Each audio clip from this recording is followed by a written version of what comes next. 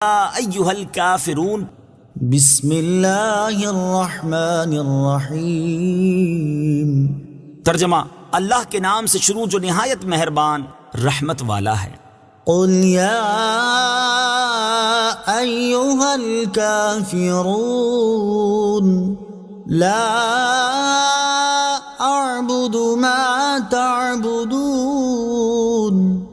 ولا انتم عابدون ما اعبد ولا انا عابد ما عبدتم ولا انتم عابدون ما اعبد لکم دینکم ولی دین۔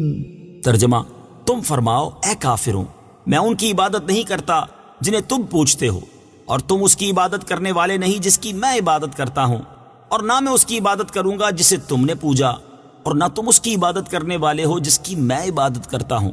تمہارے لیے تمہارا دین ہے اور میرے لیے میرا دین ہے۔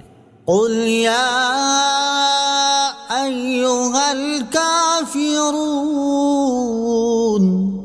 تم فرماؤ اے کافروں۔ تفسیر صراط الجنان میں ہے شان نزول: قریش کی ایک جماعت نے تاجدار رسالت صلی اللہ تعالی علیہ وآلہ وسلم سے کہا کہ آپ ہمارے دین کی پیروی کیجئے، ہم آپ کے دین کی پیروی کریں گے۔ ایک سال آپ ہمارے معبودوں کی عبادت کریں، ایک سال ہم آپ کے معبود کی عبادت کریں گے۔ رسول کریم صلی اللہ تعالی علیہ وآلہ وسلم نے ان سے فرمایا، اس بات سے اللہ تعالیٰ کی پناہ کہ میں اس کے ساتھ اس کے غیر کو شریک کروں۔ کفار کہنے لگے، تو آپ ایسا کیجئے کہ ہمارے کسی معبود کو ہاتھ ہی لگا دیجئے، ہم آپ کی تصدیق کر دیں گے اور آپ کے معبود کی عبادت کریں گے۔ اس پر یہ سورہ مبارکہ نازل ہوئی، اور سرکار دو عالم صلی اللہ تعالی علیہ وآلہ وسلم مسجد حرام میں تشریف لے گئے۔ وہاں قریش کی وہ جماعت موجود تھی جس نے نبی کریم صلی اللہ تعالی علیہ وآلہ وسلم سے یہ گفتگو کی تھی۔ حضور پرنور صلی اللہ تعالی علیہ وآلہ وسلم نے یہ سورت انہیں پڑھ کر سنائی تو وہ مایوس ہو گئے، اور انہوں نے حضور اقدس صلی اللہ تعالی علیہ وسلم کو اور حضور پرنور صلی اللہ تعالی علیہ وآلہ وسلم کے صحابہ اکرام کو اذیتیں پہنچانا شروع کر دیں۔ یاد رہے کہ اس آیت میں وہ کفار مراد ہیں جو اللہ تعالیٰ کے علم میں ایمان سے محروم تھے اور کفر پر ہی مرنے والے تھے۔ سورہ کافرون کے شان نزول سے حاصل ہونے والی معلومات۔ اس سے چند باتیں معلوم ہوئیں۔ نمبر 1، کفار سے دینی صلح حرام بلکہ کئی صورتوں میں کفر ہے۔ نمبر 2، کفار کے بتوں اور ان کے مذہبی ایام کی قابل تعظیم سمجھتے ہوئے ان کی تعظیم کرنا کفر ہے۔ نمبر 3، مومن کے دل میں کفار کی ہیبت نہیں ہونی چاہیے۔